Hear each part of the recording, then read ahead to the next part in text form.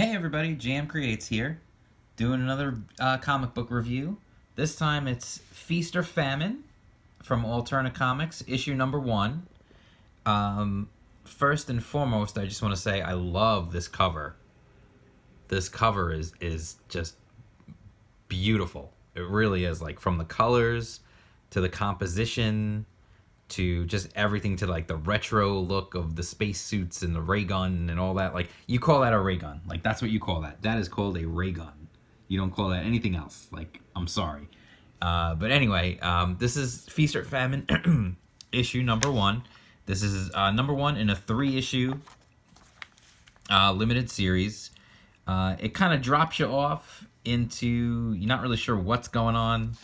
And then it kind of keeps going, honestly, where, like, you're still not completely sure what's happening.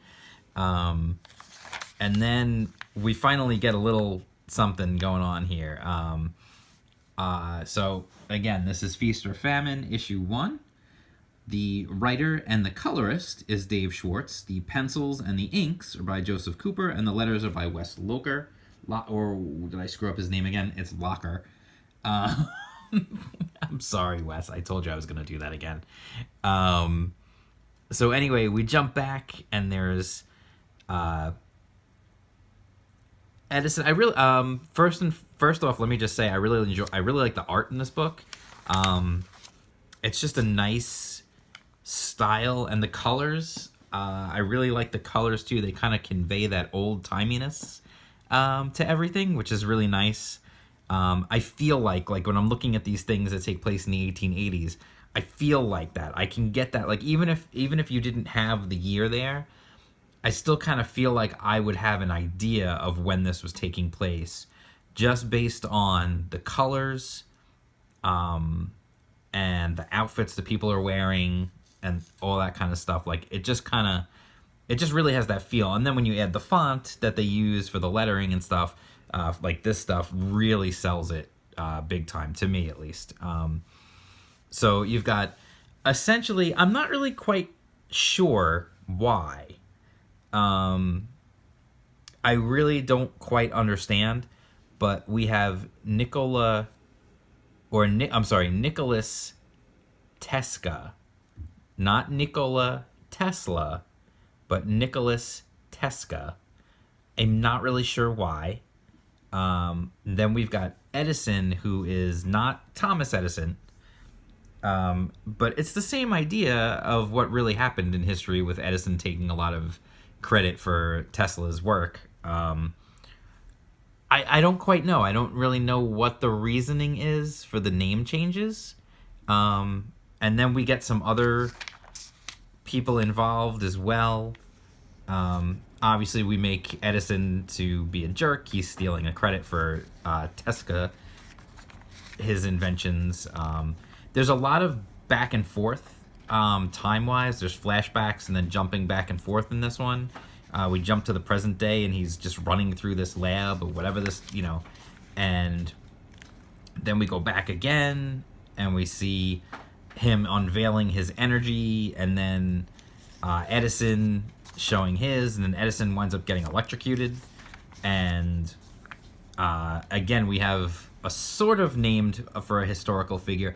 I don't know if this was done simply because we're going to take some liberties with what really happened, and they figured better to just not use the real names instead of using the full real names of these people and possibly getting the estates of these folks involved.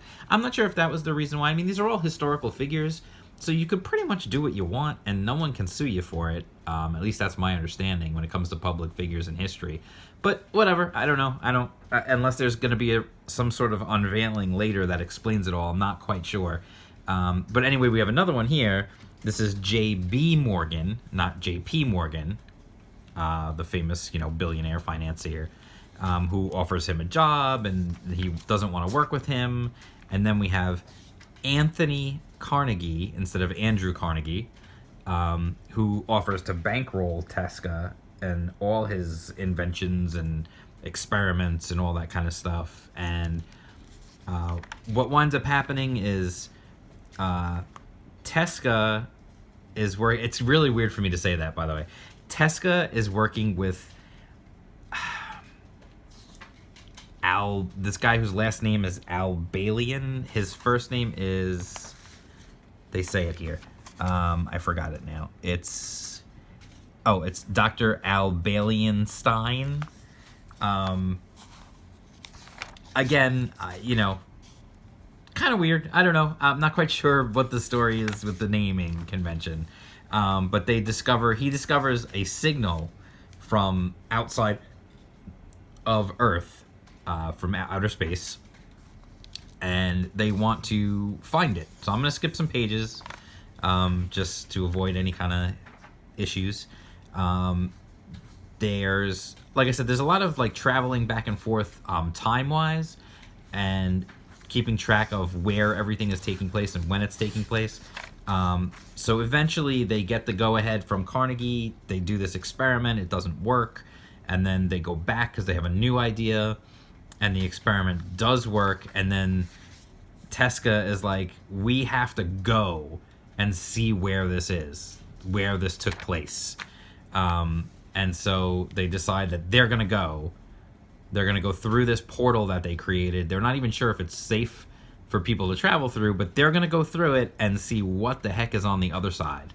So you can see, like, they've got space suits and ray guns, and they're ready to go. And it's definitely giving the vibe of an old-timey sort of space adventure. I really get the feel that that's what we're going to get into here, which is definitely cool. That's something I'm really down for. We don't get enough of that, like, Flash Gordon-y, old-timey serial sort of, technology can do just about anything, but we also, it's nice to not be constrained by what we do know about technology sometimes when you're telling a story. So it'll be interesting to see where it goes. I mean, obviously, I'm assuming they're going to wind up in outer space, obviously. Otherwise, the story would be really quick. It would be over pretty fast. But the first issue, it's a lot of setup. And it's always difficult with these kind of things to judge the first issue on its own. Now, I do have the second issue. I'm going to read it probably as soon as I finish recording this review. And I will do a review of that issue as well. And in that, I'll mention how well what was set up in here carries over into that and how important it is. Because there's a lot of stuff here about his background with Edison and all that stuff, which I kind of feel like is common knowledge about Tesla. But I feel like maybe there is a reason that they're doing it in here with Tesca. So we'll see. I'm not quite entirely sure. But we'll see how it goes. One thing I did notice, and it would be really, I wouldn't be being true to myself if I didn't mention it.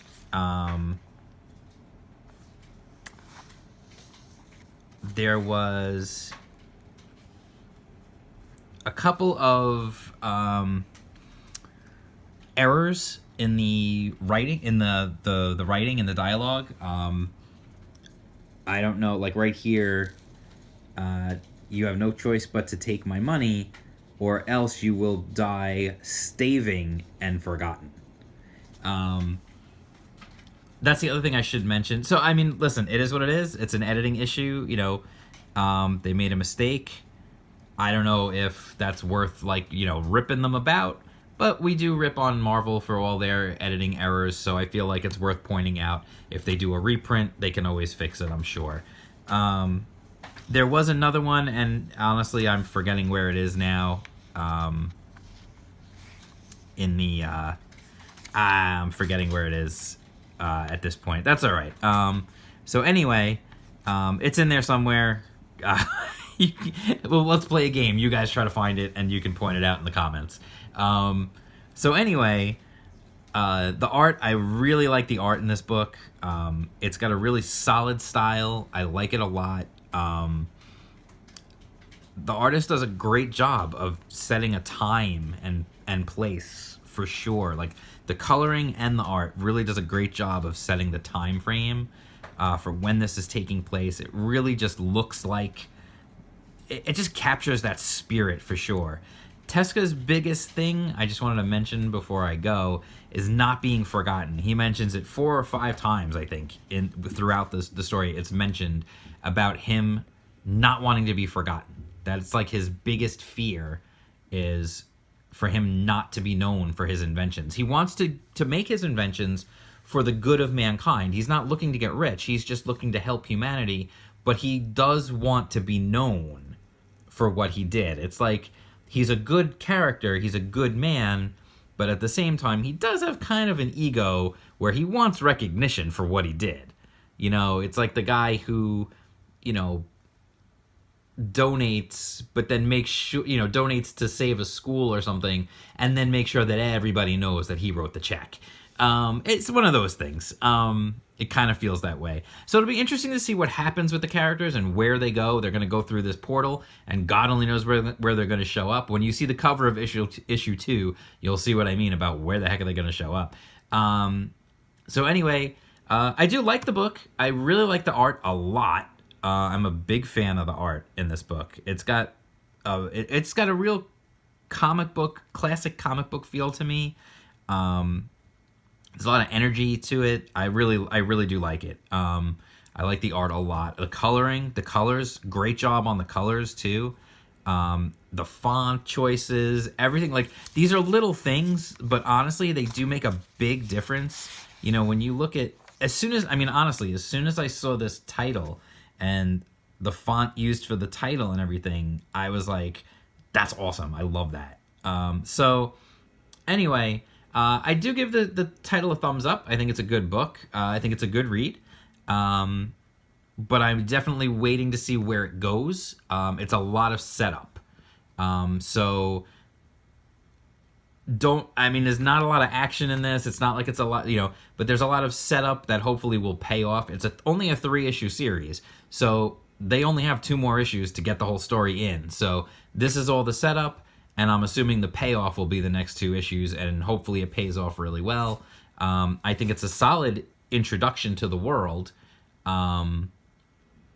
Although I do think there was probably some stuff they could have cut out that they didn't necessarily need, but maybe they do need it in the future of the story. That's why it's very hard sometimes to review these first issues, because there are things that I don't know could be super important, but to me they seem like, oh, why is that even there? That's kind of weird. That doesn't need to be there. But it actually is really important in the end.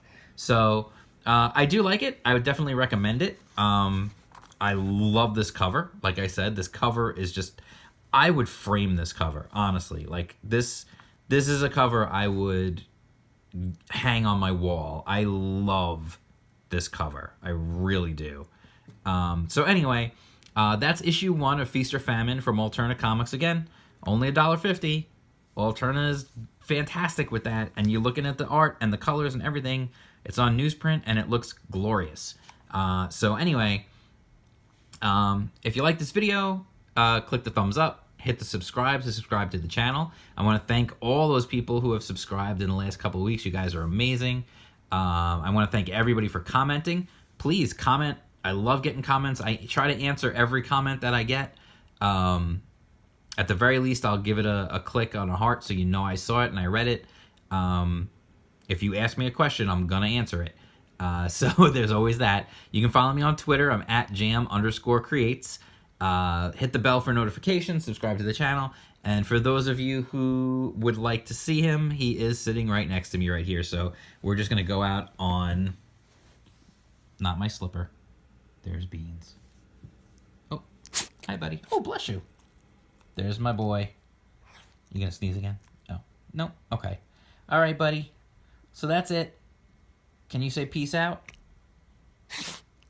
Oh, thanks. Alright. Peace out.